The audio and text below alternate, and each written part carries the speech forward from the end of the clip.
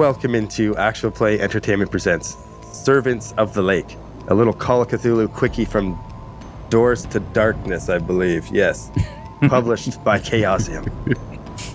My name is Dave, and I am the keeper. The two brave detectives joining me tonight are Joe and Mike. Let's go. Hello. Damn right, brave detectives. You're a brave detective. I feel like I want to be like just an absolute coward tonight.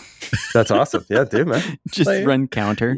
Yeah, A cowardly such detective. A wuss. Yeah, 100%. Like he's more of a thinker, not a fighter. You know, and like he's gotten this far because he's just ran away and put other people in the line of fire. Oh, brilliant.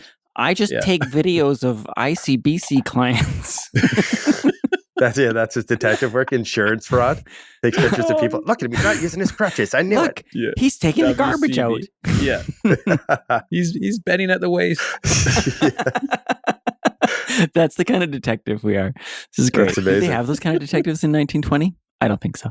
Why not? Because there weren't Totally. insurance You don't think insurance systems fraud? in 1920. I I don't think so. I'm not up on mine. You got hurt in 1920. You were fucked. They're They're just going to take you back You and died. shoot you. You're no just longer useful. Sat in the street with a tin cup and hope to God Hope to God, I got You bad get news hit by for you. someone Yeah. dropped a shiny penny in there so you could sleep somewhere that night. Shiny Oh penny. man. Oh, the This is- good old days. A wooden nickel. All right. You guys have your brave detectives ready? Very brave. The scene opens in a view above a city at night. There's some sirens in the distance. You hear maybe some glass smashing. You know, it's a fairly busy city. Looks like this is a little bit more of a seedy, shitty part of town. Arkham City, January 17th, 1921. Camera swings through the streets and stops at a small, 2-story brick building with large neon sign on the side. Men at large, private investigators, followed by a phone number. Most of the lights are burnt out or been smashed out by neighborhood kids. So it just says large penis, spelled out in giant green letters. The scene cuts inside to a building with a phone ringing. A smaller, older woman with small round glasses, tight bun in her hair, dressed very conservatively, answers the phone. Hello, man at large, private investigators. No, ma'am, I'm sorry. No, this isn't this type of business. No, I know what the sign says. No, I can't help you. No, good night. And she hangs up the phone. Just then the door opens and a heavy-set balding man in a shitty brown suit with a big smile on his face comes in and closes the door behind him. He's carrying a tray of 4 coffees from a local shop down the road. He's got a manila folder tucked underneath his arm. Oh, is that a call for a case, Susan? What do you think, Johnny? We need to get that sign fixed. I know. And we will after this. He pushes aside an old stale box of donuts on the table and puts the coffees down. He takes the manila folder out from under his arm and he gives it a big kiss. This case will get that sign fixed and more. Missing persons, rich family. He slaps the sign with with his hand and he grabs one of the coffees and he hands it over to Susan.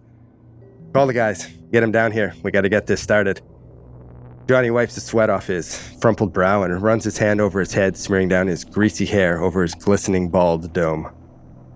He scoops up another coffee and pushes through a door with the name J. Spoonbarger, P.I., stenciled on it. Susan takes a sip of her coffee and spins through her Rolodex and her small cluttered desk. She picks up the earpiece of one of those big fucking rotary phones and begins to dial. 5 minutes later. Bert Dickinson, your phone rings.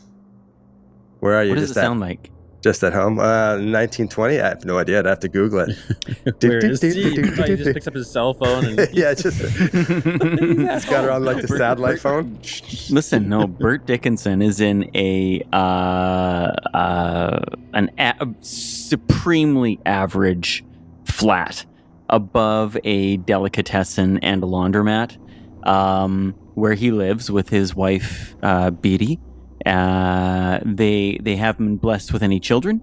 They continue to try, and Bert's got his feet up on the coffee table, reading the New York Times when the phone rings, and he goes to pick it up. Hello, Hello? Bert. It's Susan. Bert, it's Susan. Hey. How are you? Susan, I'm doing fine. Doing fine, thanks. Doing fine. I hope you're not busy. Johnny's got a big case. He needs you down here at the office. All right. That sounds good. Let me let BD know, and I'll head right down there. Okay, you need me there tonight? Yeah. As soon as you can. Yeah, we got a coffee here for you. All right, I'll be right down. All right. Thanks Bert. for the call. No problem, Bert. Say hi to BD. Yeah, sure. I sure will. I sure will. There. Talk to you soon. Okay. I always say awesome, even though it's 1920s and I'm a little old lady. But whatever. Awesome. Yeah, well, I know you're a church-going lady there, and so Jesus I just is assume awesome. that yeah, exactly. You're just talking about your awe of the Lord. So He's awesome. All right, see you soon, Bert. He sure is awesome. All right. Thank you very much. Bless you. Talk to Bye-bye. you down soon. Okay. Okay. And she God hangs bless up you the too. phone. All God right. bless. Jesus, Beatty, I never know how to get off the phone. Beatty, what's the goddamn secret to getting off the phone? I love that woman, but Jesus Christ. Who I are you feel yelling like, about? Who's on the phone? Well, that was a call from the agency. I got to head down there tonight. Are you going to be okay tonight? She comes walking in the room. You know that when someone calls, I need to know who it is. We can't have another incident after that lady's wedding. Know, you said you wouldn't do that. No, listen, I need to trust you. Didn't even you. give me a second. I was going to tell you right now. I was just going to put the phone down and I was going to come and say, Beatty, there, I got a call from. So here I am. So Beatty, who is it? I got a call from the agency. They have a job. You so have a job. We're going to get some money. money. Well, listen, Beatty, I Oh, do Bert, my you best promised to me a provide necklace. Beatty, I'm halfway there. I'm halfway there, and this job is going to put me over the top, and it's going to be in your lovely little hands. Oh, I love you, Bert. And she comes and gives you a big kiss. I love you too, Beatty. Maybe one of these Mwah. days will be the lucky night. And she winks. Aw. All right. Listen, where's my Push hat? the beds together. Where's my hat now? I gotta go. There it is. Okay, all right. They push the beds together almost every night. And they're just waiting to see if this will be the most Bert's ever gets in his entire life. We got to try again. The moon's aligned. Neptune's Yes. in alignment. All right. This is our chance. Beatty, I don't like that kind of. Anyway, honey, I love you. I gotta go. I got my hat. They're expecting me down at the office. I gotta go. Okay. Bert goes downstairs, climbs into his Studebaker, and roars off into the night. His Studebaker roars off. Nice. All right. Susan hangs up the phone and has a sip from her coffee. And she doesn't even need the Rolodex for this. She just picks up the phone and dials right away, right from memory. Russ Shields, your phone begins to ring. He lets it ring. There's no answer machines. It just keeps ringing. It just keeps ringing and ringing. He's and currently ringing. He's got a cup up against his ear, against the wall, and he's listening to his neighbor. Right now. It's amazing. And he hears he's looking over at the phone at the same time. He's like, Ring. Is this a coincidence? Ring. Interesting.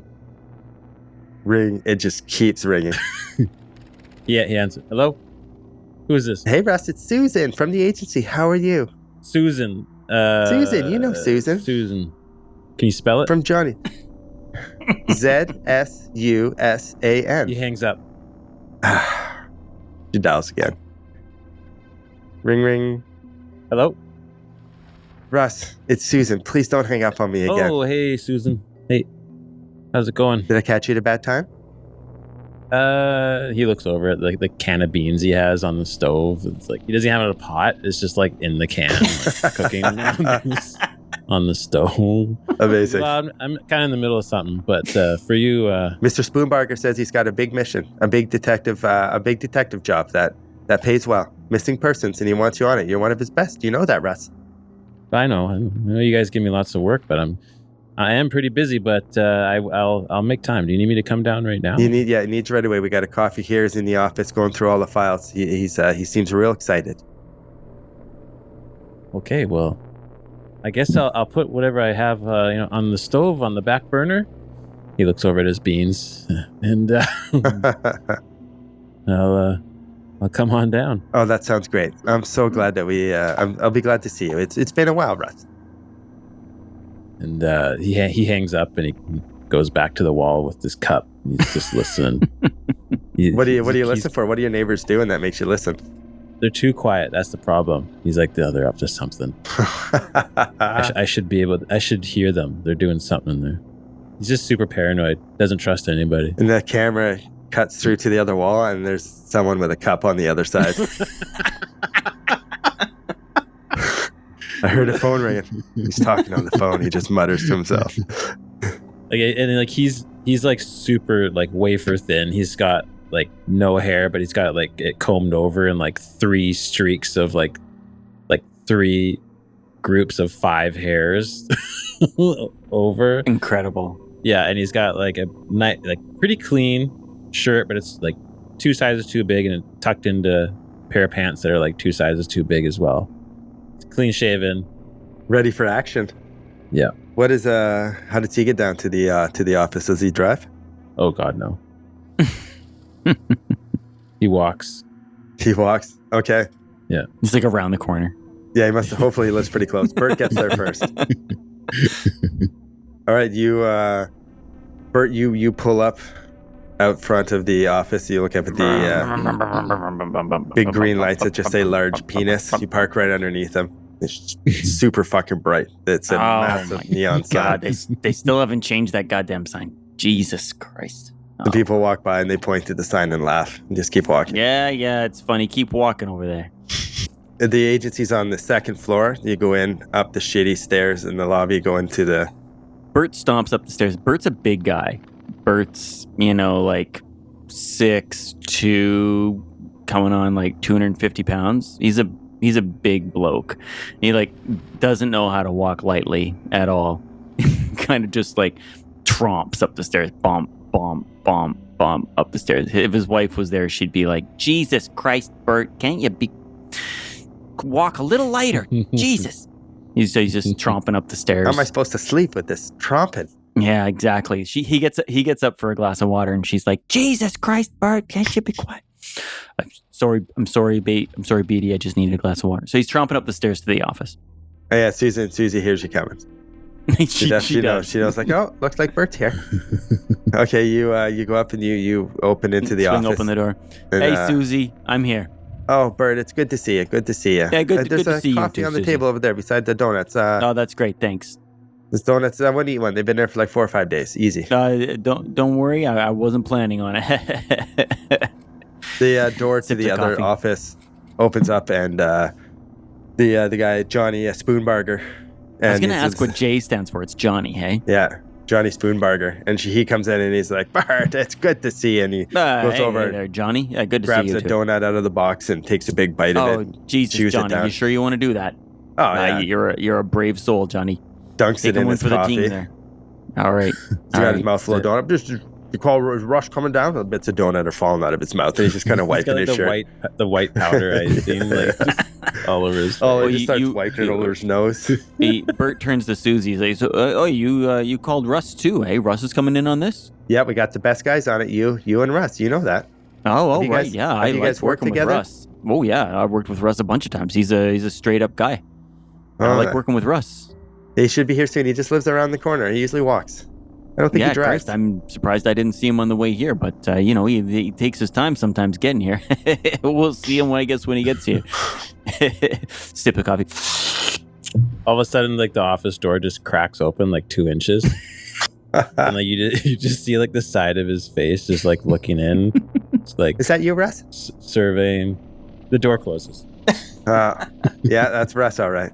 Weird guy, that Russ. He opens it back up. Like he thinks that you had no idea it was him. Like he thinks he's so stealthy. And like the door opens. Yes, I'm here. Yep. Oh, Russ, good to see you. There's coffee on the table. And Johnny it's cramming the donut in his mouth. Oh, good. Everybody's here. Come on. Jesus, Johnny, finish your mouthful. Hey, Russ, it's good to see you, my man. How you doing? Hold my call, Susie. I'm okay. Russ is like, oh, Bert's here. Not quite as excited as Bert is. Oh, I haven't seen Russ in ages. Oh. Always good to see you, Russ. I'm glad you're in on this. This will be good. Yeah, don't take any offense to it. He doesn't trust anybody. He doesn't really, It's amazing. I love this. I love Russ. Yeah. It's hilarious. It's a nice combo. What do you wait for? Come on. Come in. And he keeps yelling from his office. No, hey, Susie, there's another coffee there. You mind if I have that coffee too? Oh yeah, no, there's 4. There should be one for each of you. All right, thanks. There's big body. I need a big coffee. Yeah, no, of course. All right. Russ, you okay if I have this one? Yeah, of course. Yeah, okay. Thanks. You got 2 coffees? You're double fisted? I've already finished the first one, so I'm on. Oh, just slamming coffees down. Oh, nice. I love it. You go in Spoonbarger's office, and it's like stacks with papers. There's like magazines. There's like an oscillating fan, top of the line, I'm sure, in 1920. Hey, well, it turns. You just push a button down, and it turns by itself. It's fucking crazy. It's like a robot. It is like, they're gonna have probably like by 1930, 1940, fucking robots everywhere. Crazy. Smears the hair down on his head and sit, please sit. He flips over a folder and he gets all excited and he's like, missing persons. Rich family too. You ever heard of them? The Frasers? You heard of them? No. Crazy. No, Can't say I have. Slides over a photo of you of a young, smiling, jaw-lanterned man with light-colored hair. Just a young guy, like a nice smile with a bow tie, and he's like, this is James Fraser. He's a bit of a young rebel. He did studies at Miskatonic University there in Arkham, but been missing for 9 days. He taps the photo and he flips it over, and on the back it says, James Fraser, 6'2", blonde hair, brown eyes. Drives a black Chrysler coupe, license plate AB1652. His dad knows a friend of mine, and he recommended us because we know what we're doing, and he also wants to keep it hush hush. He wants to keep it low. I guess his dad's got some money, bit of a businessman, doesn't want any shit out about his son fucking off. Apparently, he left to go down to Kingston to see his girlfriend, but as far as we know, he hasn't shown up. Hasn't shown up to see his girlfriend. Hasn't shown up much. We don't really know too much. He was going to school. He was doing really well. Started dating this girl. All his studies went to shit. He went down and hung out with her all the time. The dad's not too happy about it. Yeah, seems like the kid is fucked off and he's gone missing. Johnny, you ran through that kind of fast. Oh yeah, sorry, I'm just super excited. No, it's okay. I get it. But I do need the license plate number that you mentioned. And what was he studying at Miskatonic University again? The license plate's on the back of the picture here. It's I wrote it down on or it's actually his old man wrote it on that's AB1652. Yeah, right here. And he keeps tapping the picture. Great, and then that was a black Chrysler coupe. You said it was black? Yeah, it's written right above it, man. What the fuck? He looks over at Russ. Yeah, sorry, I'm making notes here. And what was he studying? Russ is just like surveying the windows. What was he studying at Miskatonic? Focus, Russ. He snaps his fingers, goes over and closes the blinds. How much do you trust this guy? I don't know. He throws down $100 cash on the table. He's like, he gave us that just as a that's pretty trustworthy. Like some spending money to go on the road and look for his boy. He's going to be paying lots more, boys. This is going to be a good one. I would like to trust him even more, if possible. Well, what do you want me to do, Russ? Russ just starts tapping the $100 bill. What the fuck, Russ? You're killing me here. And he pulls out a little bit more money and he throws out another $40 on the table. He grabs it, jams it in his pocket. Doesn't even fold it. He just like crumples it up like a fucking Kleenex and jams it in his pocket. And he looks over at Bert. He's like, "That's the there's another $200 each." Oh yeah. No, Johnny, I know you're good for it. Bert's super trusting. You think he's saying loyal. I'm not good for it? He's like to a fault. He's like, well, I guess I'll get paid later. This is why Beatty hasn't got her necklace yet.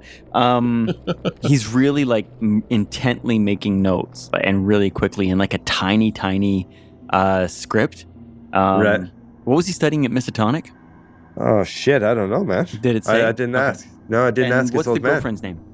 The girlfriend's name. Hold on. He starts flipping through. Emily Livingston. No, the Kingston Livingstons. I've heard of them. Yeah, shit, I don't know. I don't know who they are. We also got this other kid here. I got a phone number too. His name is Travis. I guess this is James's his old roommate. This is a number to his dorm apparently, and he has a name and a phone number. Travis Bryce. That's a good place. That's a good place to start. All right, good. And so the last anyone saw of James, he was with Travis then in the dorms at Miskatonic, and then he left to go and be with Emily and disappeared. This is the chain of events? He just left. He talked to his old man. His old man said they got in a pretty big fight about it. And James said that he was tired. He was going to hit a motel for the night and then continue down to Kingston in the morning and see his sweetheart. But that was 9 days ago. 9 days? 9 days. He pulls up a little map and unfolds it on there, and he's like, and looking down here, if you take the direct route down to Kingston, and you're going to stop at a motel, see this little lake here. This is a Squatter's Lake. Squatter's Lake, this little motel there. The only place within miles that he'd be staying. He wants, I think we should check this little place out. Go down, check the motel if this is where he stayed, see if they seen him, and then go on to Kingston, I guess. Hey, Bert, you got a car, right? Yeah. We can take the Studebaker. We can take old Bessie. Okay.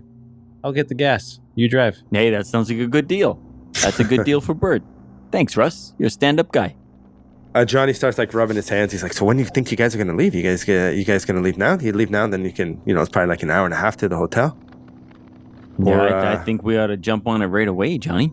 Oh, that's what the guy wants. We're already behind. 9 days. 9 days behind. Yeah, so that's wait, crazy. the cops have been on this, hey?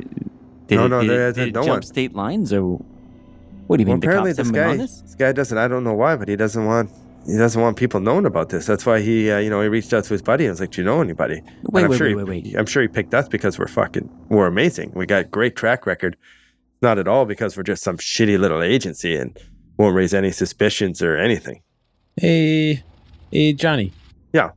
Yo, Russ. What does this pay if old little twerp is dead? $200 a pop. Find out information. Either find his son or find out Dead what or happened alive? to him. Jesus, Russ, it makes it sound like you're gonna shoot him. I'm not gonna shoot him. He's not going to shoot him, is he? You're not going to shoot him, are you?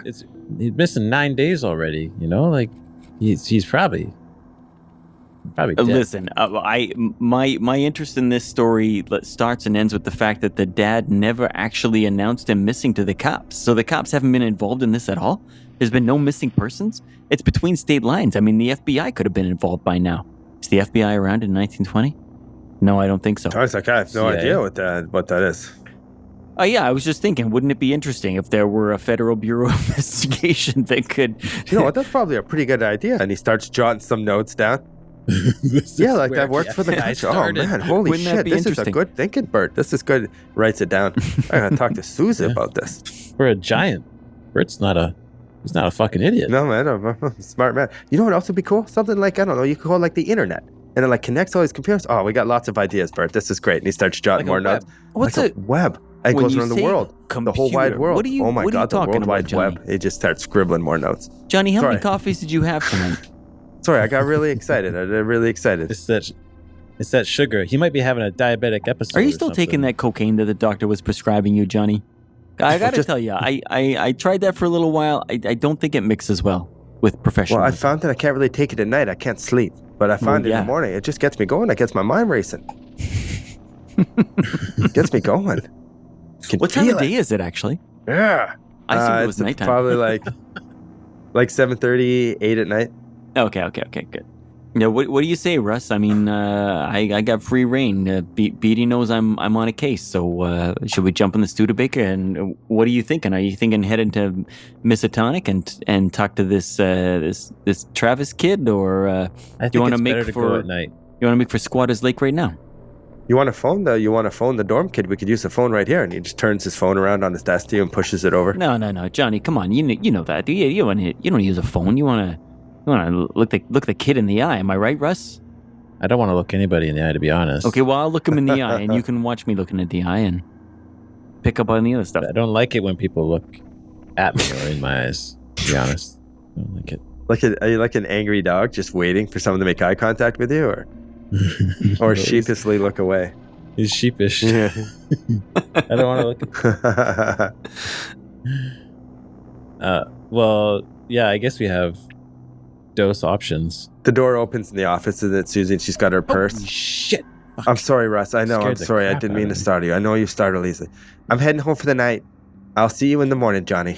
All right, Susan. All right. And she leaves. Good to see you guys. Russ, good as always. And then takes off. Good night, Susan. She leaves. You think anything else, Russ, that we could do instead of those two options? What are you thinking? I think that's all we got. We got Well, let's phone that kid. You can talk to him. I'm not going to talk to him. I don't like talking on the phone. It's weird. That's a great idea. Johnny spins the phone around and he starts dialing and he hands the receiver to Bert. All right, but we're going to drive down there and talk to the kid in like, what is it, like 45 minutes to Miskatonic? I mean, we're going to head right over there. So I guess we can give him a heads up. We're on our way. He hangs up. You going over there? Yeah, no heads up. Surprise him. That's what I mean. Let's like get they do over in the there. movies. Let's talk to him. Let's look right in his eye and find out if he knows anything. Maybe he's covering for his buddy. Maybe the buddy never left the university. You know, back when I was on the force, you saw a lot of shady shit. You know what I'm talking about, Russ? You know what I'm talking about, Russ. That's why you're one of the best, Bert. Hey, thanks, Johnny. I appreciate that vote of confidence. All right, I got a lockup. You guys need anything else? Do you have a gun? A gun? Yeah, I got a gun. You don't got a gun? You got a piece. Russ, what happened to your gun? You got a gun or not?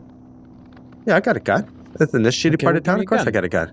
Well, I gave you a gun, then I don't got a gun. Wait, so what you're really asking is if I got two guns? Okay, well. All right, you don't got a gun for me. Fine, that's fine. Oh, see, now you said for me. No, I got a gun. I got my gun. I don't have two guns, though. I just got one gun. Well, you got a gun? I need a gun. I need a fucking... What the hell happened to your gun, Russ? Bert, what the fuck's with Russ? I don't know. Can I have a... I'm trying to inquire with the DM if I'm allowed to have a gun on this mission or not. Too late. Read between the lines, Dave.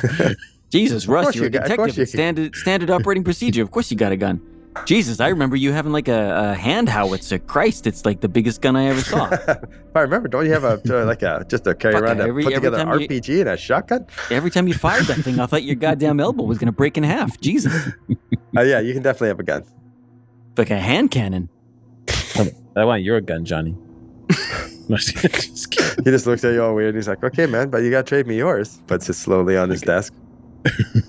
I want the biggest gun in the Call of Cthulhu book. I believe on your character sheet you have a Colt 45 that does 1d10 plus 2. Do I? Yeah. I thought I looked at my... Oh, that's a heck of a gun. I do. I told you got your gun right fucking on you. Jesus Christ, Russ. I was going to say... Russ has got issues, okay? Jesus, Russ, my sanity is at 40. I'm pretty low. I'm glad you're funny about this because I thought for a second you had pawned it again. Jesus. He ushers you guys out. He meets you at the car. Locks up and says, you know how to get a hold of me if you need anything. Good luck, guys, man. This is going to pay well. And he goes and gets his little jalopy, whatever the fuck he would drive, and drives off. Good God, I can't believe he's still driving that thing. He's going to kill himself one of these days. Russ climbs into the back seat directly behind. Oh, Russ, no. Russ, don't sit in the back seat. You make me feel like a goddamn limousine driver. Russ, do you want me to wear the little hat too, okay. Russ? Come on, sit up alongside of me here. It's habit, hey? It's safer. I can see you. You can't see me. I don't trust you, but okay, I'll get in the front seat. Get in the front seat. Jesus Christ. All right, you guys drive to the motel, or are you going to the university first, to the campus? What's closer? The campus is closer. We'll go the to campus isn't very far away at all. You guys are at the edge of Arkham. It's in like the center of town. So, yeah, it's not even 45 minutes. No. This kid's been missing for 9 days. And last time, and the dad brought it to the Men at Large Detective Agency saying, my son's been missing for 9 days. Last he heard, his son was headed to be with his girlfriend down at the lake. No, down at Kingsport. The lake is on the way. Right. Sorry. He told his dad that he was dead tired and he's going to spend the night at a motel before continuing on to Kingsport. Is it Kingsport or Kingston? Sport. Okay. Sport. Kingsport. Like, hey, sport. Hey, sporto. Like SPWRT. So just for clarification, so the dad never went to the police, or he did go to the police, but he didn't get anywhere, so he's now coming to us. He didn't go to the police. He wants this hush-hush. He doesn't want people to know. He's a businessman. He's probably got some people. Yeah, on the drive, Bert leans over to Russ and says, Russ, you're an insightful guy. Don't you think it's a little bit suspicious, like majorly suspicious, that the dad never went to the cops about this? What the hell, man? It's 9 days. Isn't the first thing you'd do if your son was gone? You'd go to the cops. Yeah, that's pretty obvious, I think. Yeah, I think we got to talk to the dad. What are you thinking? No, I don't think we should. I think we should, Russ. I think we should. I don't think we should because Johnny talked to the dad. And if we start going around Johnny, he's not going to be happy. All Johnny fucking cares about is lining up contracts. He ain't a detective. Jesus, that's what he gets us to do. I think we ought to talk to the dad. What does the dad know? Why the hell did the dad wait 9 days? And why did the dad not go to the cops right away? Well, okay, where are we going then? Well, no, let's go to the university. But I'm saying, like, depending on what we hear... Well, then drive. Come on. I'm already driving. I'm driving here. Look, I'm driving. Jesus. Look, there's the university right there. Like, we're pulling into the parking lot right now. What time of year is it, Dave? It is early January. Oh, my God. Look, they didn't even clear the snow out of this parking lot. There's not much snow. It's a little unseasonably warm. It's been a lot of rain, and it's Russ, slushy. If I get stuck, you're going to have to help me shovel. It's more rainy and wet. Slush on the roads. But the roads, or slush on, like, the sidewalks and the lawns and stuff, but the roads are fairly good. All right. We park and go into the university. Yeah, you find like the front desk, whatever, and they direct you to Travis Bryce's room. Him and James Fraser share a room in the dormitory, and you go and you knock on the door, and it's Hey, Russ, you think heavy knock or light knock? What are you thinking? Hold on, shush. Oh yeah, shush. you listen. He takes a cup out of his pocket. He takes a cup out of his pocket, and he puts it up against the door. You hear.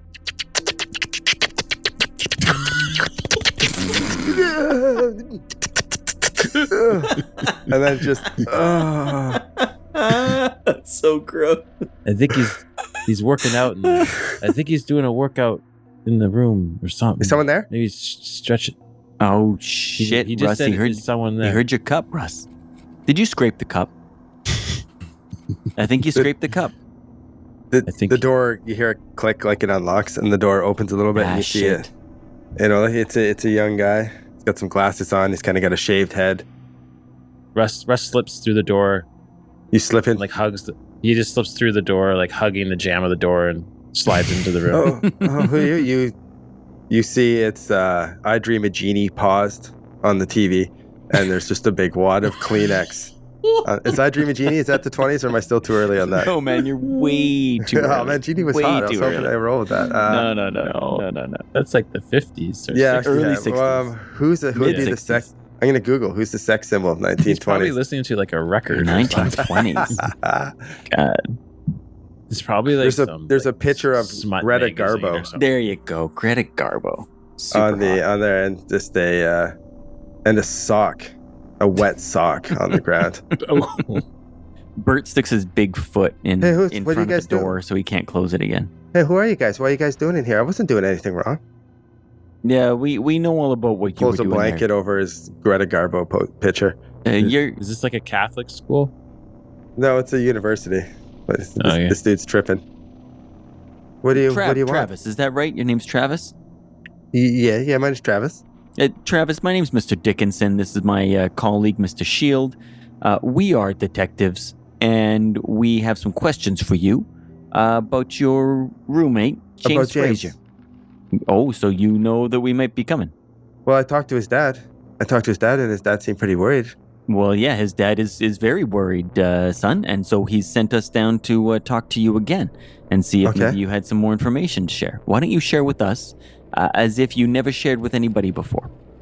Russ pulls the blinds down on any window, and he starts opening the drawers. What are you doing? Why are you going through my stuff? Don't worry about Russ. There, he's a professional. Now you talk to me. We're talking together. We're having a talk, you and I. This is weird, man. Okay. Do I find anything? No, there's nothing out of the ordinary. It's other than the wet sock. That's not. Yeah, you find a drawer full of more of like Greta Garbo pictures. No, there's just a standard university room. You know, it does look like it's for two people. James has this little bed and his stuff, and it looks neat and orderly, and the bed's made. And he's using like a handkerchief to like shield his hand from the drawer pulls. He's like opening and touching. What are you looking for in there? All right, no, sorry. Evidence. James is my roommate. Everything was pretty normal. He started dating that girl, Emily. How long was he dating Emily? Stop right there. How long was he dating Emily? I need details, son. since the part of that semester, I'd say maybe like 5 months. Okay, 5 months. 4 Thanks. months, That's a number 5 I months. can write down. I appreciate that. 5 months. Okay, keep going. Okay, yeah. He was doing really well in school. We didn't really get into too much trouble, but he started seeing her, and he'd miss class, or he'd go he'd go down and drive down, see her for the weekend, and then he wouldn't come back. He'd miss some classes. In Kingsport, right? Kingsport, that's where she is? Yeah, Kingsport? yeah. All right. And you met this girl. What does she look like? Describe it to me in detail. I need to know everything. She's got red hair. She's tiny. She's super skinny. She's pretty nice. She's her and James always did that. Oh, we're in love, and they'd make out all the time in front of people. And it was a little weird. But no, she was just nice, I guess. It was nice. Okay, you a little jealous about your roommate's relationship with this attractive young redhead girl? No. Why would I be jealous? I guess I was happy for him. I didn't like that they. Do you have a girlfriend of your own, or is it you and Greta Garbo there? You two are an item. Oh, I don't. That's kind of mean. I could have a girlfriend if I wanted to. I'm pretty busy. You're pretty busy with your studies, and that's why you don't have a girlfriend. Yeah. Okay, all right, makes perfect sense to me. Makes perfect sense. So you're telling me you had no jealousy about your roommate and his attractive redheaded girlfriend that he would drive down to Kingsport to see and have sex with? No, I don't. Do you think they had sex? I'm guessing they had sex. Can I do that explains psychology a on lot. this guy? Sure. Psychology, is that a roll I'd make? Psychology is not bad. Oh, I just missed it. Can I spend luck? You spend luck in Cthulhu, right? Yeah, you can. Okay, I'm going to spend... Oh, I don't have much luck, though. I forgot how unlucky my character is. I think I just missed the psychology roll, so I just missed it. Okay. He seems nervous talking to you, too. Yeah, sure. Yeah. No, he's just saying what he's got to say. So the last time you saw this young gentleman 9 days ago, you're saying for 9 days he ain't come back from Kingsport. Yeah.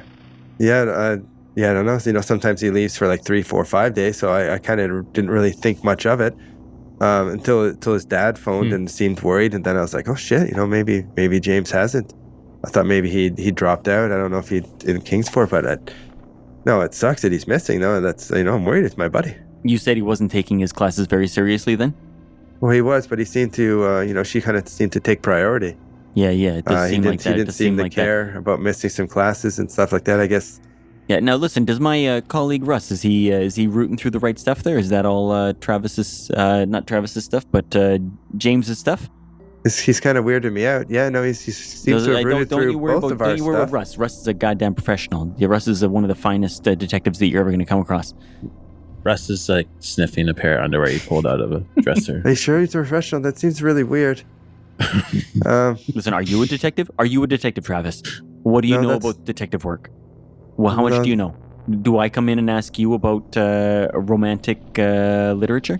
Do I ask you about that? No. So don't ask know us anything about detective work. Okay, all no, right, that's exactly. fair. No, yeah. I'm sorry. Is that what they called it back then? Romantic literature? Shut up. Yes, they call it romantic literature of the 1870s. I don't really know what else I can help you with, but... Right, I think this guy's useless. All right. You know what, Travis? You've been a great help. Thank you very much. Okay. These are James' things over here. This is James' side of the room. Yep. All right. You know what? You could actually do one more thing for me, Travis. You could. Can you run down to the cantina, the cafeteria, whatever the fuck they have here at the university, and get us 2 coffees, black, and we'll just sort out James's stuff here. And by the time you come back, we'll be ready to leave. I really don't want to. I know, but I think it's best. I think it's best, honestly, because, we are, as I said, we're detectives, we're professionals, and you are impeding, I might say, an investigation at this point. Or you make fast talk. And you're starting to make me a little nervous.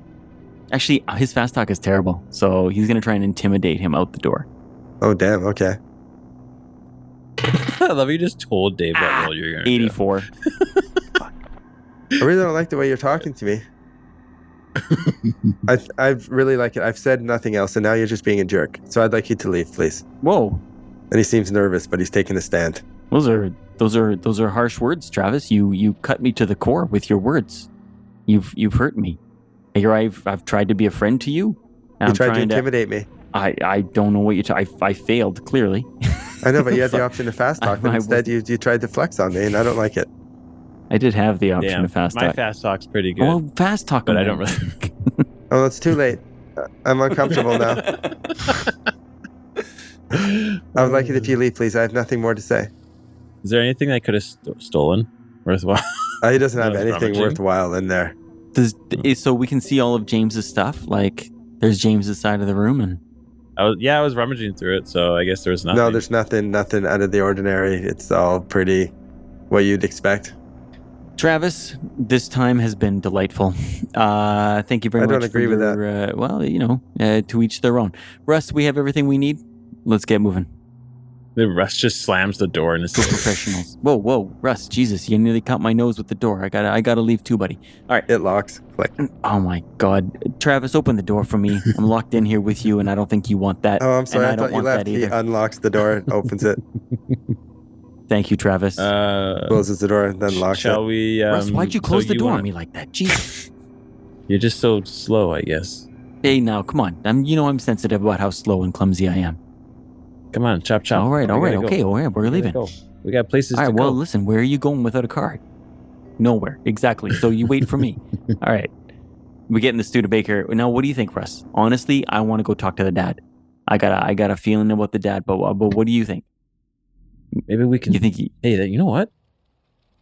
Maybe we can squeeze some more money out of them for the trip, for, expenses. Jesus, Russ, what is it with you, money? You just walked out with $140 in your hand. Hey, I don't Jesus live Christ. in a completely mediocre and average apartment above a laundromat. Where do you live, Russ, actually? I live in a very below average apartment.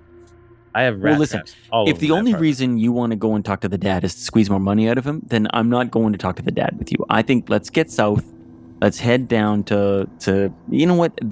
Here's the funny thing. And again, I can't believe that dad didn't go to the cops, but the kid is probably fucking that girl in Kingsport right now. Like, let's just go down, pull him out of her bed, throw him in the back of the Studebaker, and drive his ass back to town here, back to Arkham. $10 says they're dead in a ditch. Some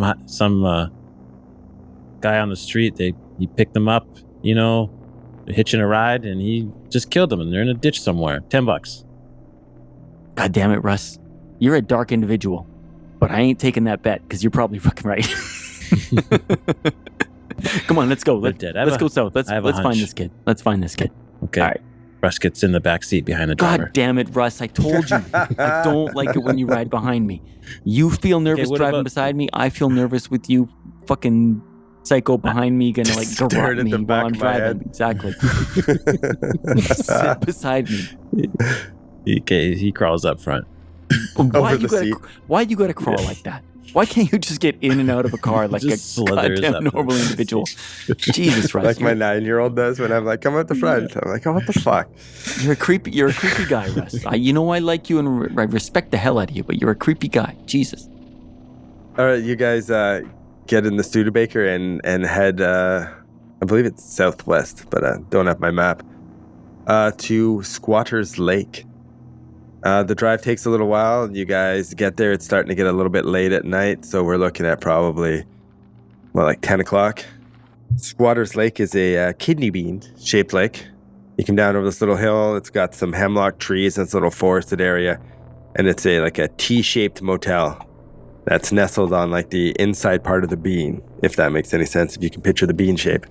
Yep, I can picture it. You pull off the road, and there's a little sign hanging there, upside down V with the sign proclaiming Squatter's Lake Motel, vacancies.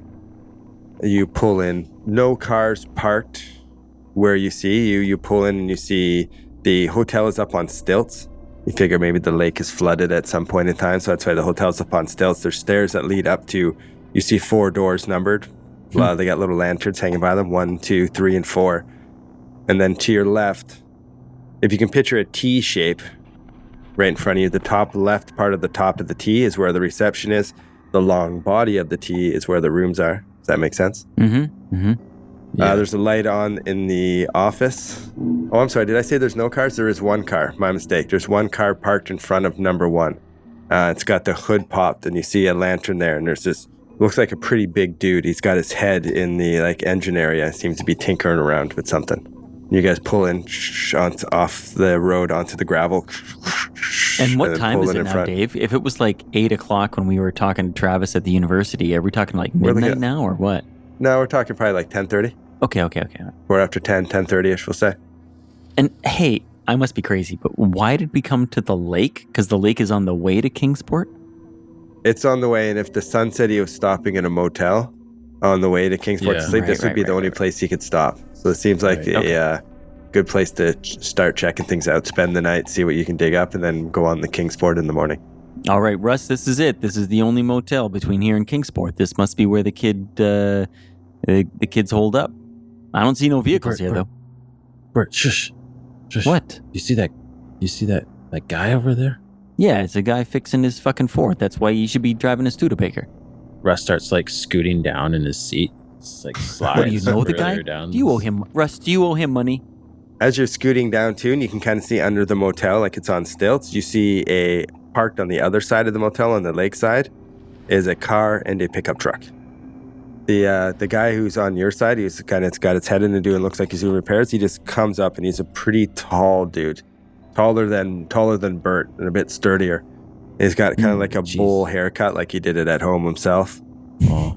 And kind of got like an acneed, kind of shitty looking face, and he's wearing a dirty shirt. And he's just holding a wrench in his hand and he's just staring at you guys. Rush just goes, oh, and he like scoots even further down his seat. I don't like the look of that guy. Nobody likes the look of that guy, Russ. That guy ain't gonna win no prizes. Turn your lights off. Turn the lights off. What do you turn the fucking lights up? I can't see where I'm gonna park if I turn the lights off. Jesus Christ. Russ, you're so weird. I don't know if people use that word a lot. Yeah, weird, but you're weird. All right, come on, we're pulled in. There, I turned the lights off. We'll park. You're eccentric. Yeah, you're eccentric like my fucking aunt is eccentric. Come on, Russ, you're being crazy. Do you want to go over and talk to that guy? No, neither do I. Nobody wants to talk to that fucking guy. He's ugly as hell. Come on, let's go into the hotel and Oh, why is he just fucking staring at us? He's fucking fixing his car. He probably thinks we're here to jack him up or something. No, he's not. He's fucking just He's got a wrench in his hand, Russ. What do you think he's doing with it? Picking his teeth? No, he's fixing his car. He's got a Ford. It serves him right. This is weird. I don't like this. Well, so what do you want to do, Russ? Nothing. That's just... Russ, we got to go in the hotel. Motel. Whatever the fuck this place is. Okay. He like cracks the door to his side of the car. Steps out. Bert sighs. He doesn't get out though. He just opens it, waits for you to like. I'm out and standing on the steps to the entrance of the hotel, just like tapping my foot, lighting a smoke. I'm just gonna light a smoke and just wait. The guy kind of watches you as you get out and walk over. Then he just turns to Russ and just keeps staring at him in the car. Yeah, Russ is just like looking over his shoulder as he walks towards Bert at this guy. He just follows you. Bert lights a smoke and takes a drag, gives the guy a little wave. He's like, "Nay." Nothing. He just looks at you. Blank look on his face. Great. That's great. Bert thinks I didn't want to have a conversation with this guy anyways. That's great. The door to the reception area, it's glass paneled with a wide shuttered window to the right.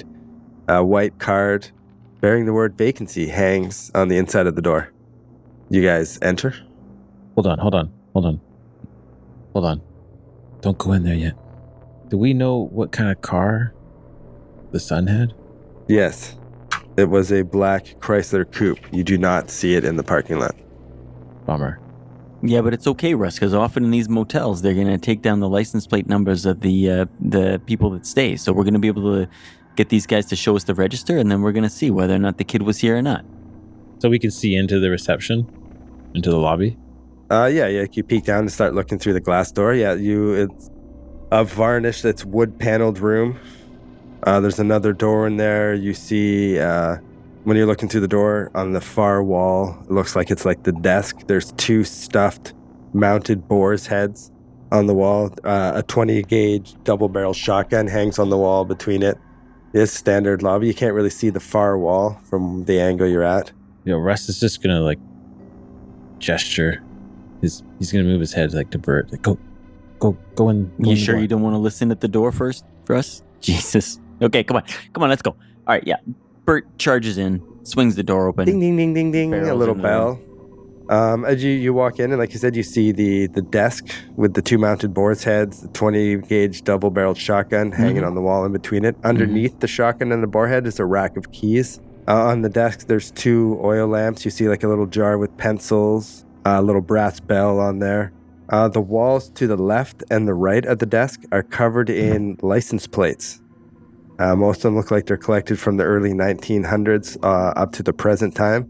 There's also many dusty spaces on the wall to the right, which looks like if some of the license plates have been recently taken down. Interesting. Anybody in the room? No. Is there a little bell I can ding to get some service? Yep. Ding, ding. Just looking around the room. There's another door in the room that slowly opens. Hold on a minute.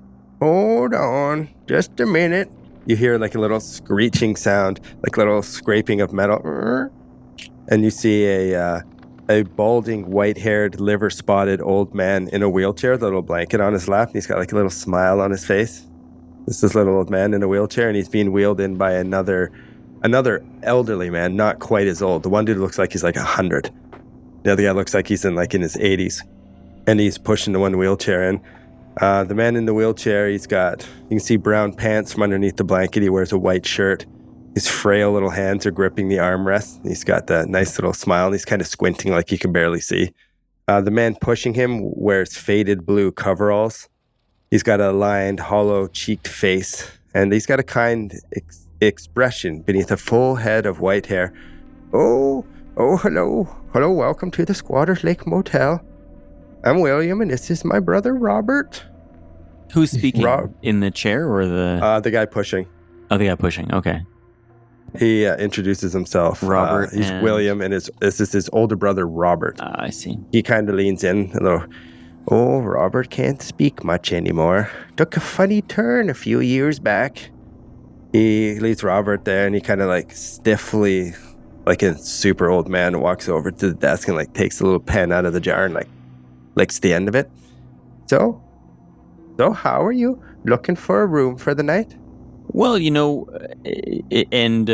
first of all... He slowly pulls out like a guest book, a leather-bound guest book. Right. Opens Sir, it up. First of all, our apologies for showing up so late. I appreciate that you're still fine. open and you're serving us like this. It's the 2 of you, proprietors of this establishment. Oh, yeah, and our little son, Jacob. He's probably out tinkering with his truck. Oh, Jacob. That's my boy. Handsome young man out in the parking lot there. I saw him working on his Ford. The tall fellow. Yeah, he's always just working in the truck. Oh, yeah. He Russ looks out the window to see if he's still there. He's looking right at you as soon as you look out the window. He ducks it. Well, so, sorry, and you said your name was William, is that right? Yeah, William. William, well, a pleasure to meet you, William. My name's Bert, Bert Dickinson, and this is my... Don't tell him my name, please. And this is my colleague... Russ says that from over at the door. Don't tell him my name. And this is my colleague who shall go unnamed. And as it happens, William, we are not actually looking for a room for the evening. I'm sorry to bother you. It's very late. I know, I appreciate that, and I'm terribly sorry to take up your time and not actually provide any business to you. But I have to tell you, we are credentialed detectives here from Arkham. Okay. Investigating a case, a missing persons case. Okay. And we'd very much appreciate your acquiescence in supporting our investigation at this time.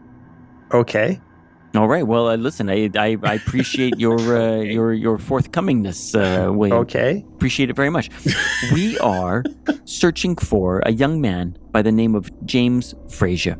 And we have reason to believe that he stayed here at your establishment sometime in the last 9 days.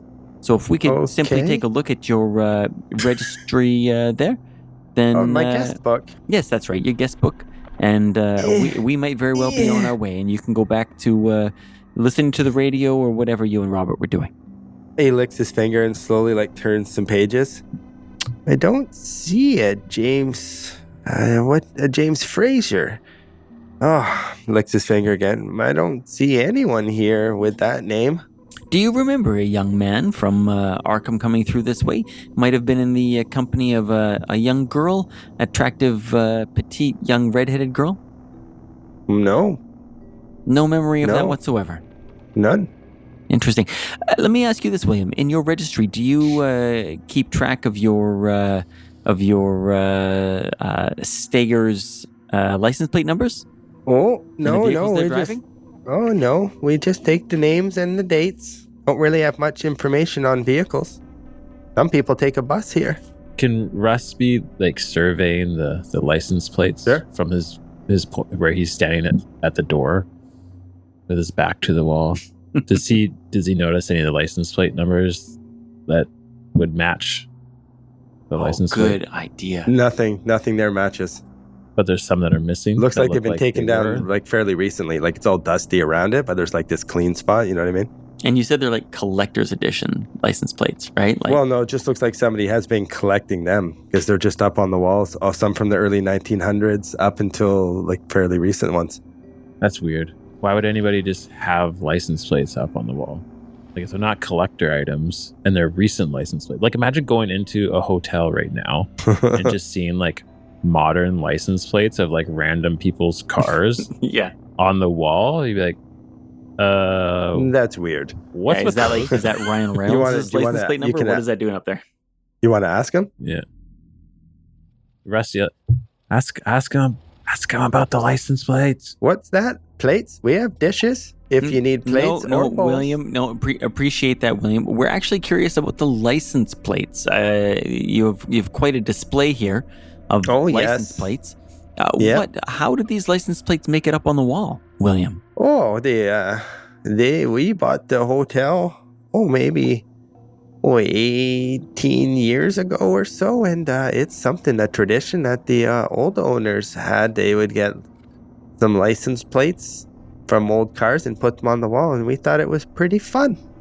So my son Jacob, and he's always dealing with cars, and we can get plates from the wreckers and from wherever, and we just collect them and put them on the wall. Gosh, It's pretty neat. that really does seem neat and fun. Very It really does. Some of the license plates I notice are missing. I have a keen eye as a trained professional detective. That's a keen good eye, skill. and I noticed that some of those are missing there. Why are those ones missing there, William? Oh, I don't know. Maybe Jacob took some down. Oh, well, that doesn't sound like nearly as much fun as putting them up. Doesn't sound fun or neat.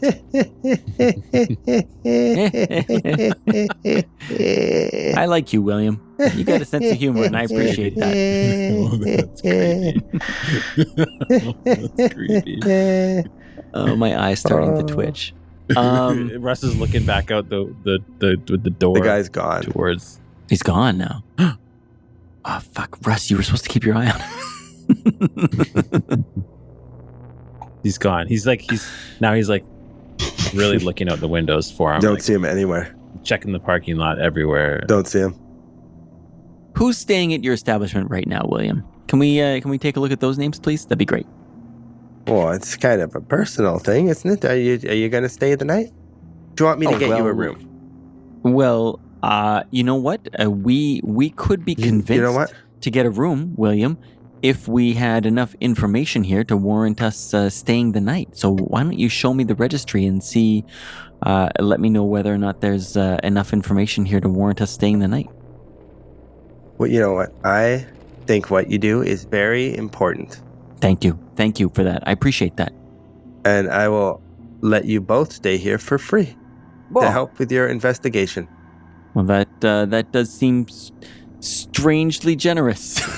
And well, right now we have some people in, let's see here, rooms. Well, we have 8 rooms. You guys, 1 through 4 are available. We use room 5, and 6, 7, and 8 have some people currently staying in them. So if you wanted a room, you can take rooms 1, 2, 3, or 4. Let me double check that. Double check that. Make sure we got that right. 1, Mm-hmm. 2, Right. 3, or 4. 3 or 4. Okay, so we have 4 options. I appreciate that. Who's staying in 6, 7, and 8? And then I'll let Russ decide. Russ is an excellent decider of room numbers, so I'll let him decide. Russ, did you hear that? Russ, there's only 4 rooms. Russ, room number 1, room number 2, room number 3, or room number 4 that we can choose from. And while you're deciding there, Russ, William here's going to tell me who's staying in room 6, 7, and 8. Or there's a fellow named Bill in room 6. A sweet little girl, a young lady named Sarah in room 7, and then there's this little man in where is it? Room 8, Jacob. He's Jacob, a young fella. Wait, what? Jacob, a young fella. How long has Jacob been staying here, William? Is he Jacob's been here. Jacob's been here for quite some time. Now, and what is quite some time? 6 months? 2 years? 3 days? Oh, it's just he flips through the registry. Don't seem to have the exact date in here or his name. You know what? There was a page that was ripped out.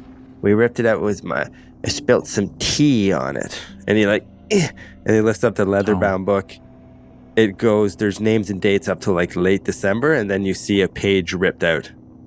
I'll have to see. I think he's been here since early January. He's been here for quite a while, I think. Russ scurries up to Bert. Bert, that big guy outside. He's gone. I don't know where he went. The kid, their son. He's not out there, eh? He's gone. He did seem shady to me too. Hey, are we staying a night here? Absolutely, Russ. I think we should. I think I asked you if you could pick one of the rooms for us to stay in. Are you guys staying in 1 room or 2 rooms? How many keys should I get? I really don't want to stay in a room with you, Bert. Well, then I guess we're staying in 2 rooms, Russ. Okay, yeah. Rooms 1? It's okay. I know how you are. I get it. 2, 3, or 4? Or 4, yeah. He goes over, he shuffles over to the key rack. What are you thinking, Russ? What's your flavor? I don't care. 1. Yeah, 1. Where did you guys just come from? He asked them. Oh, what do you mean? Where did we come? We're from 8. Where you just came out of the room or something back there. What were you doing? Well, it's late at night. That's where we were. We were playing some cards and just chillaxing, as the kids say. The kids do say that. I do hear the kids say that. Is that room number 5 then behind you there? It can't be. So that's an extra sort of office space, eh? Yeah, we have behind here is where we have our living quarters, and this is where we stay. But we also there's you have extra towels back there. There should be towels in the room. What do you have extra towels? If there's more towels needed, I can accommodate. Can I get some extra towels? I'll please? have Jacob bring you some down in a few minutes. What room are you staying in there, Mr.? What was your name? You need it for the guest book. It's David. David. Yep. Michaels. David Michaels, my old pal David Michaels. David Michaels. And your name was Bert? Bert, that's right. Bert. With a W? Absolutely, that's right. Just as as is tradition. Dickinson. Bort. It's actually you have to roll your W. Bort. Bort. Yeah. I go, okay. Here's your rooms. I'll get Jacob to bring some towels down. Now hang on. Sorry. So there's 2 Go Jacobs, say. There's a Jacob, your son, who's out there fixing his truck. I know he's disappeared now. I guess he got his Ford working, and then there's also a young Jacob that's staying here. Is that right? Yeah, that is right. That's a purely coincidental name, as the keeper just came up with a name for the son and chose Jacob, probably because he read it in the book a bit earlier and it was on top of mind. Yeah, he's got Jacob really on the brain. I get it. There's really no relation whatsoever. Purely coincidence. Bert, I would like to go to my room. What room do you go to, sorry? 1. The rooms are all fairly similar. They're about 15 by 15. There's a window to each side of the door, protected by wooden shutters. The walls, floor, and ceiling of the room are made from wood panels. Walls adjoining other rooms are paneled in plaster, decorated in a green and white diamond patterned wallpaper. There's doors that connect rooms. They're locked up with a big bolt. Each room has a bedside table holding an oil lamp. There's a little alarm clock, wind-up alarm clock, a dresser, a wardrobe, a small dining table with 2 chairs, a large oval mirror on the wall. There's a small bathroom inside each room with a toilet, sink, and shower.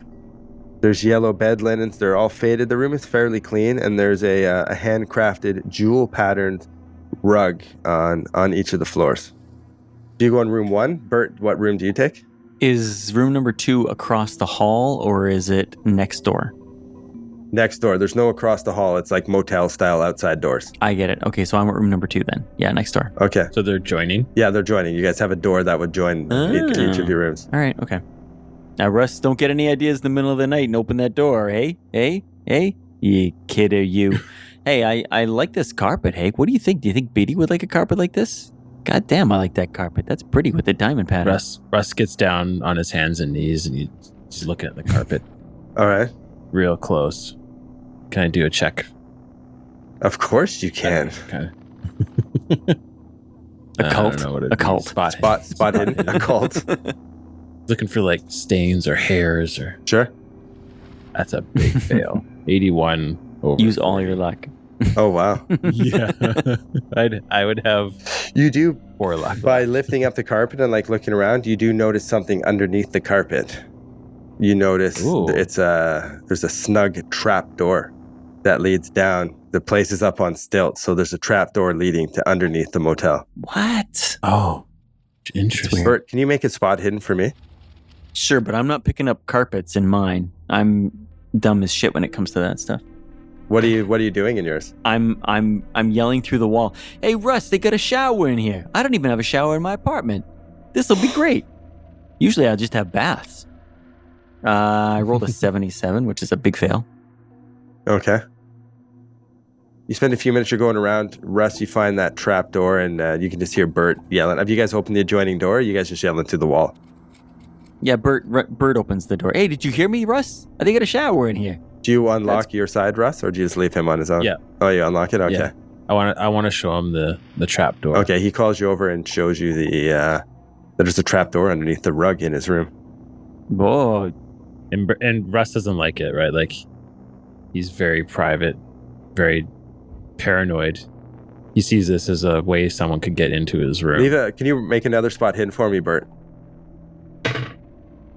Nope, failed again. 88 this time. I'm going up in multiples of 11. Terrible. Yeah. Next one's going to be a 99. It's going to be great. You're looking at the trap door. Mm-hmm. He shows it to you, and Russ is not comfortable with it. Russ, holy crap, you got a hole in your floor. Where does that go? Bert sticks his head down the hole. You open it up, and it just leads to underneath the motel. Like, down into, like, is there a basement? Or The is hotel, it like, no, the hotel's on stilts. on stilts, right? It's just literally like beneath that is the... Russ is going to walk into Bert's room, and he's going to lift the carpet. Can I get a spot hidden from you? You do notice a trap door. Okay, I'm going to spend 14 luck. You move his carpet, and you notice the trap door as well. And you're like, son of a bitch. And then you notice grooves in the floor, like scratch marks. And you kind of follow it, and you see that it almost leads to the front door, like someone clawed. And you get down on all fours, your old private investigator mind, you're following the scratch marks. Some claw marks, some scratches in the floor, like long grooves. You go over to the door, and you notice that the door frame in Bert's, the door leading in, that there's claw marks on the bottom, and you notice something broken off and stuck in the bottom of the door frame, and it looks like a fingernail. Oh my god. Russ. You said you don't know if he stayed here. You hear some yelling outside. You say you don't know if he stayed here. I know he stayed here. He told me so. You're lying to me. Bert sticks his head out the door because he's oblivious to what Russ is looking at. What's going on outside? You see a young man, arms folded. They're out in the parking lot outside the reception door. There's a pimply-faced young man. He's got like crazy red hair. He's just wearing, jeans and a t-shirt, and he's super agitated. He's waving his arms around, and he seems to be yelling at the old man. At William? At William. You said you don't know if he stayed here. I know he stayed here. He told me so. Now, calm down, young man. There's people trying to rest. Rest? Here? With all those fucking weird noises under the rooms at night? Yeah, good luck. What room did he stay in? Tell me. I know he stayed here. Now listen, young man. I said I don't know, and that's my final answer. If you don't stop bothering me, you can get the hell out of my motel. The young man slaps his thighs in agitation and walks and storms around the other side of the hotel. You figure he's staying in one of the rooms on the back side of the hotel, 6, 7, or 8. He might be that Jacob kid. Yeah. Can you make a luck roll for me, Bert? You don't want Bert making a luck roll. No, Bert's the one watching. Nope. 40 over 20 is my luck. 20. Holy. William turns and looks at you. And he just shakes his head and kind of does like a... Kids these days, am I right, William? Oh, just little whippersnappers, a pain in my ass. Young whippersnappers. I agree absolutely. He heads back into the reception, and as he opens the door into reception and walks in, you see that his son, as the door opens, is just staring at you. And then the door closes again. That's a weird kid. Russ, what are you on the floor looking at over here anyways? Did you hear that? You hear Russ gagging as he's like, bleh. Holy. And he stands up holding his handkerchief and walks up to Bert and just opens the handkerchief, and you see the little fingernail in the middle Russ, of it. that's disgusting. Is that one of your fingernails? Where'd you find that? Bert,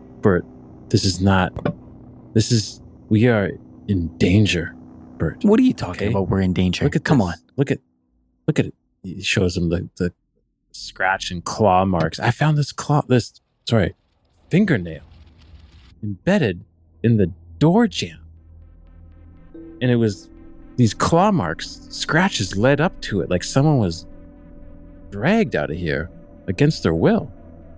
Wait. So you're suggesting it reads to you like a body was dragged from the door down the hole through the trapdoor under the carpet in our rooms. That's what you're reading. That's what you're picking up on. That's what I'm saying. Yeah. Jesus Christ, Russ. I mean, I never known you to be wrong before, so I gotta think you're right this time too. God damn. And that was in your room, Bert. Yeah, we're in my room now. I don't make me feel good about being in this room. I'll tell you that right now. So what do you think? I mean, I got to tell you. I mean, I think I kind of want to go down the hole and see what's down there. I got my flashlight with me. You got yours. Well, but also I want to go and talk to that kid. Did you hear that kid? That kid was saying, hey, my buddy stayed here, and you're saying my buddy never stayed here. I wonder if that kid actually knows that James Frazier kid. we need to go talk to that kid. Well, I know, but we also need to go down the hole and find out where they're dragging bodies to. Go down the hole. We know where the hole goes. It just goes underneath the hotel. It's open. We can see through it. We saw it when we pulled up. Can we tell whether it's a woman's fingernail or a man's fingernail? I feel like if I saw a fingernail, I could tell. Give me a luck roll. Or Jeff, what other skill can you convince me that would be a good skill? To identify a fingernail, which seems tricky. It does seem tricky, doesn't it? Give me a luck roll, though. His luck is so bad. My luck is so bad. I know, it's amazing. I'm madly looking through all my skills. There's got to be something here. No, 40 over 20. Okay. No, you can't tell. It just looks like a fingernail.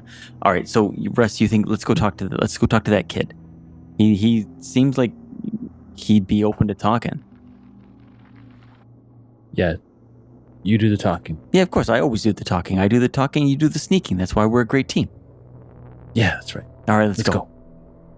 All right. Okay, you go around to Pistol out. Whoa. Jesus, Russ. Pistol out? Bert, get your goddamn gun ready. Russ, you got your gun out underneath your trench coat there? That's what you got? All right. Yeah, man, you exactly. ready for action. All right, well, I'll loosen my holster anyways. I'm ready to go. You come around the corner and there's doors. First door is 8765. The old man told you that room 5-day use. He said number 8 was where that kid was, yeah. There's Jacob. also, like I said, the hotel's shaped like a T. So if you're looking at it directly, the top left part of the T is the reception. So now you've come around the back side of the T. And the right side of the T has heavy metal shutters. And they're It's shut closed. And there's a can of oil outside of one of the doors. It looks like a workshop. All right. So you come around and you go to what door? Door 8? Yeah, can I do a bit of a closer look at that door with the oil can there? Maybe a spot hidden and see if there's anything unusual there that jumps out? Sure. I haven't made a roll yet. That's a fail as well. 73 over 65. There's 2 barrels. Sorry. Yeah. Okay. Let's keep going to room number 8. We want to go to room number 8. You figure that they use the oil barrels to refill the lanterns. All right. Okay. All right. Okay, you go to to room 8. Knock on the door. Russ puts his cup on the door. You hear someone pacing in there. He's in there. You know the really creepy thing, Russ? You know the really creepy thing about this? The really creepy thing about this to me is that we could literally go back around, go underneath this building, and I bet you $1 million we could probably come up through the middle of that guy's fucking floor and surprise the shit out of him. What? Do you want to do that? No, I don't want to do that, but isn't that freaky that we could do that? Come on, let's knock on the door. Yes, I know. That's why I got my... All right. Okay. Bert? So he's pacing? Okay, what do you think? Loud knock? Quiet knock? What do you want me to do? Like a gentle but urgent. Gentle urgent. Okay. I give a gentle urgent. Pacing stops. The door opens and you see that same pimply-faced young guy with the crazy red hair. Yeah, who are you guys? Hey, sorry there, young man. Don't mean to bother you this late at night. We overheard your conversation with the owner of the establishment, and I got to tell you, I'm a bit alarmed by what you were asking about, because we're also here looking for somebody who we think might have been missing from here. Oh no, shit! That's fucking crazy. Who are you looking for? That's what jumped out at me when I heard you talking. I said I got to go talk to that kid, see who he's looking for. Who are you looking for? My friend Abe. We were supposed to meet here. Oh man, Abe. Fuck, I've been here since December 31st. I rolled in here right before New Year's, and I've been here for over 2 weeks. Wait a second, you've been here for 2 weeks looking for your friend? Yeah, waiting for my friend, man. He's supposed to be here. He told me he was coming in. He told me that he was already here on December 30th, and I showed up the next day, and he's not here. And I've been waiting. I need him. And he kind of pauses, and I need him. He's my friend. Oh, tell me about your friend. Who is this Abe character? He's my friend. Why? Why do you need to know? Because I'm wondering if he's anything like the kid that I'm looking for. I'm looking for a guy named James. He's a university student, and he's supposed to be maybe last seen around this area. So we're checking things off. Listen, I'm a private investigator. James, I don't know. I don't know many names. I've seen some people pull in. Can you describe him? You got what does he look like? Yeah, of course. I give a perfect description of what James looks like. You have a picture of him? Yeah. This is what he looks like right here. And we tell him the car. I saw that guy. Than's, Russ. Yeah. Oh, I saw that guy. I saw I watched him pull in here. Yeah, I watched him pull in and get a room. Crucial here that you remember when he was here. January 8th. You remember the date? Holy cow, gold star. No, I've been keeping track of days, man. I've been keeping track of days. I'm worried as shit. No, I watched him pull in. He pulled in some. He had this black car, this black coupe. I remember because it was kind of like my friend in the cities. He almost has the same car. And I thought, hey, fuck, that looks like. You thought we probably thought it was that Abe guy, right? Yeah. No, not Abe. Just a different guy. I thought it was. I was like, what are the chances? But no, and then. Yeah, no, that's definitely the guy. And he taps the picture. I 100% saw that guy. Yeah, you have a girl with him? You have a girl with him? No, it's just him. I remember he checked in late. I was out, talking to that fucking stupid old man again and arguing about my friend being here. I know he's been here. And as I was walking back to the room, I watched that guy pull in and go. And he was gone the next morning, though. So came, stayed one night, and left? Well, I got up and his car was gone, and I didn't see him again. Jacob. Yeah. Jacob, look at me. Okay. This is going to be... You seem kind of weird, but do you have a rug in the middle of your room? Yeah. He opens the door and looks back, and it looks just like your room, and there's a rug there. Yeah, I got a rug. Can I show you something? Russ walks in, pulls the carpet back. What the fuck? He walks over, there's a fucking door? Is that a trap door? He gets down on all fours, and he starts, and he does notices it, and I guess it'd be locked from the underside. We'll say you got yours open, or you can slide under and open it, whatever. But yeah, he's shocked by it. What the fuck? Is there Did Are you there scratch ask? marks? No, you don't see any scratch marks. Did you ask the old man about your friend? I saw him. He stayed in room 1. I know what room he stayed in. We asked him, and I'll tell you right now. I mean, I don't know if the old man's playing dumb or what, but he said he hadn't seen him. You hadn't seen him? Did you show the picture? Did I show him the picture? I don't think I did show him the picture. I think I asked about the name and wanted to see the registry. But he said there was pages missing from the registry, was what he told us. Oh yeah, because that guy's a lying piece of shit. That's why. Why are you so convinced that your buddy was here? He phoned me from here and told me he'd arrived. We were meeting here. Listen, and he kind of looks around. He's like, "Listen, Abe and I needed to get away. I know that's, his parents, my parents, but Abe and I are meant to be together, and we were together, and our families didn't like that. So we were meeting here so we could take off and start our own lives. I know he wouldn't leave. I know he was here. I know he's supposed to be here. That's why I'm not leaving until I figure out what the fuck happened to my friend." Jacob, do you have a car here? No, I bust down. Abe has a car. You need to get out of here. I can't, man. Abe's gone. I gotta find out what happened. Did Abe say what room he was staying in? No, he just said that he was here. What room are you staying in again, Bert? We're staying in rooms 1 and 2. No, he did say. He said he stayed in room 2. Yeah, no, he stayed in room 2. So he I did thought say. that one. Yeah, no, sorry. He did. He stayed in room 2. That's the room that I'm in. That's the room that we found that scratch mark. You found what? Yeah, we found some unusual marks in our room. Looks like there might have been Should we show altercation. him the finger? Brett, he whispers, "Brett, should we show him the finger?" No, Jesus Christ, we shouldn't show him the fingernail. Show him What the the fuck are you talking about? Jesus Christ. It's nothing. I'm sure your buddy's totally fine. He probably just moved on and expected you to catch up with him somewhere else. He might have even left a note with those old guys and they just forgot to give it to you. Listen, I need some time to think. I might even go back and talk to that old man. Have you talked to anyone else that's staying here? There's that young girl's over there. She's pretty cool. And then there's the guy, Bill, at the end. No, Bill but at the end's I heard there was a young... He's not a very friendly guy. I heard there was a young girl here. Describe the young girl to me. She ain't got red hair, does she? No, she doesn't. She could be wearing a wig. She petite? Yeah, she petite. She's slight. She's just kind of normal. She's a short girl. She's got curly hair. She's got like light brown skin. Oh, she's real nice. I think her name's Sarah. She's probably been here for like 3 or 4 days.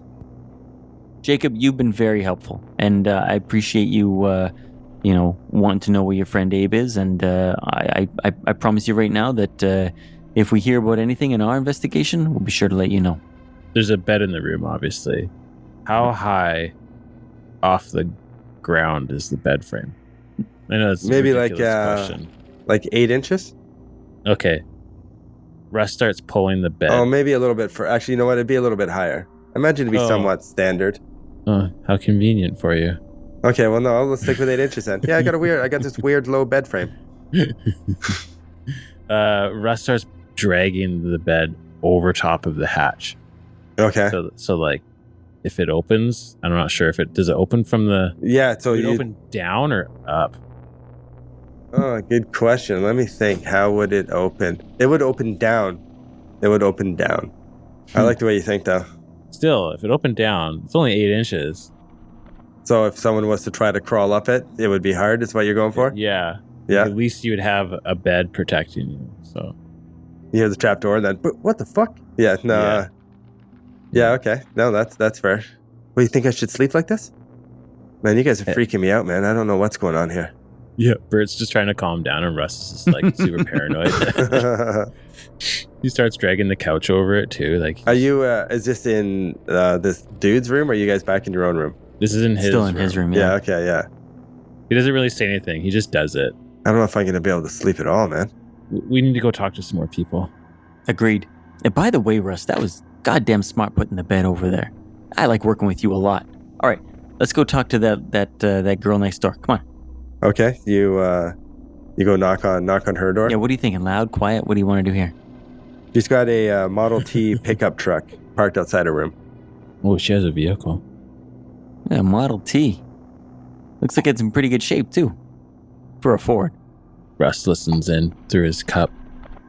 What does he hear? You don't hear much. You just hear like some light movement, like someone just in there kind of sitting around. Okay.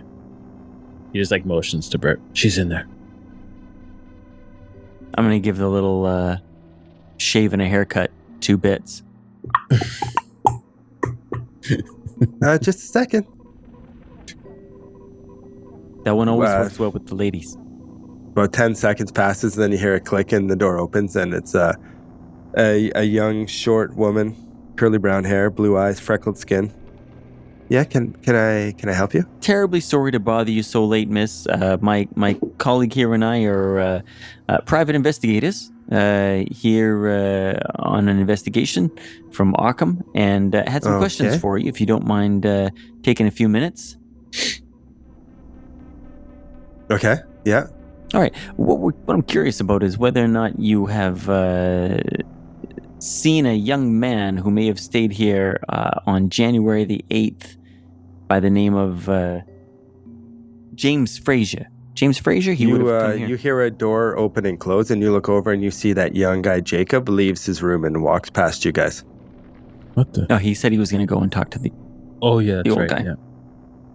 Yeah. Yeah, is there... Good luck, Jacob. Sorry, we were just talking to Jacob, and now we're talking to you. Yeah. Sorry, who are you looking for? Young man, James Frazier.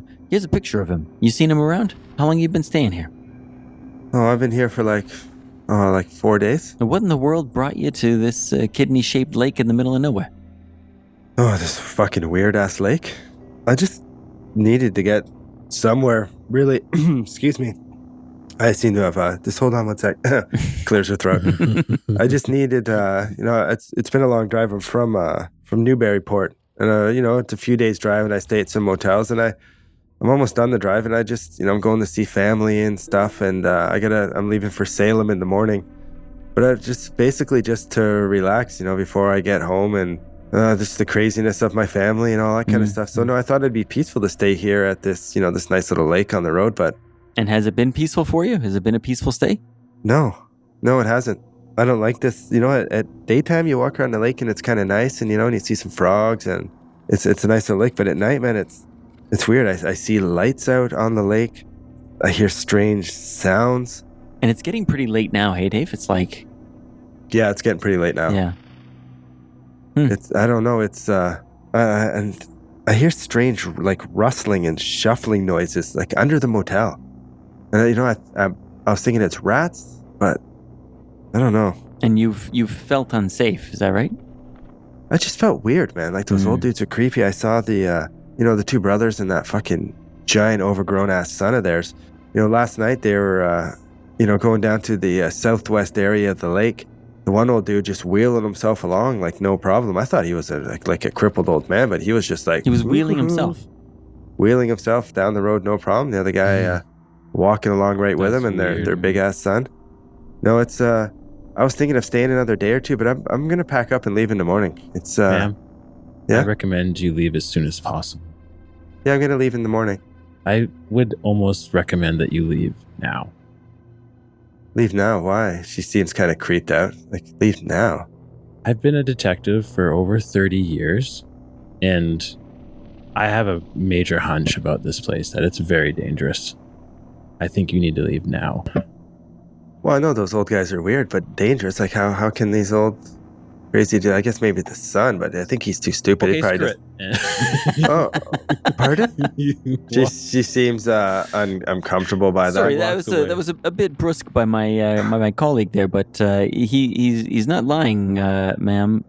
30 years in the business. I mean, that guy over there, if he has a hunch, you gotta listen to it. And he's saying this place ain't safe. And you at least have your truck out there right now. The young man we were talking to next door to you there, Jacob, he's got no vehicle. He took the bus here, so he's stuck. But you got your truck. You can get in there and go tonight. And Russ is saying that's what you ought to think about doing. And when Russ starts talking like that, smart people start listening. Okay.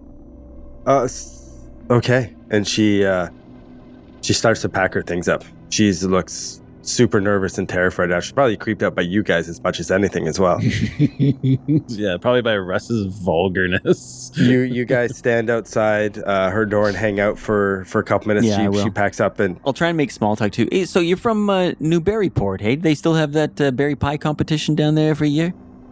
yeah. In the fall time, hey? they Fall do. time? Yeah, no, I work at a...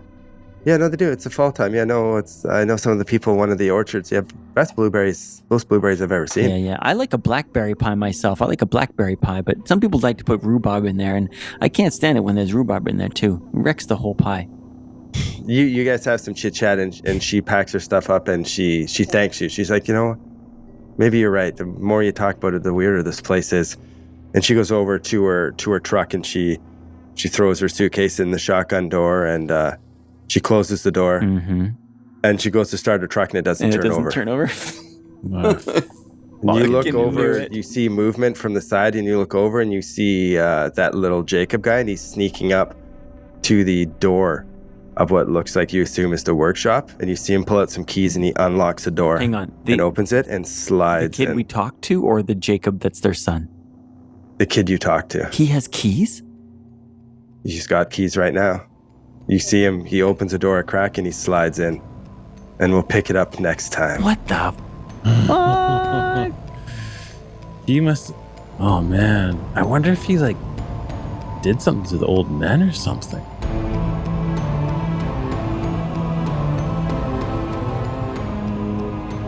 Thank you for listening to another episode from Actual Play Entertainment. Please rate us, review us, and subscribe.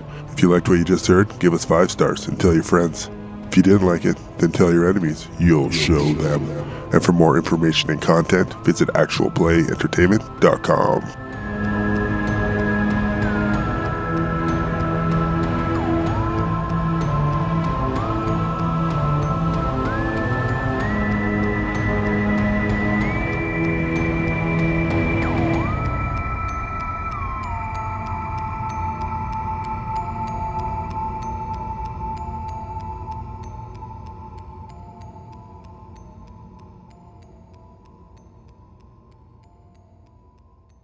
Hey, I'm role playing here.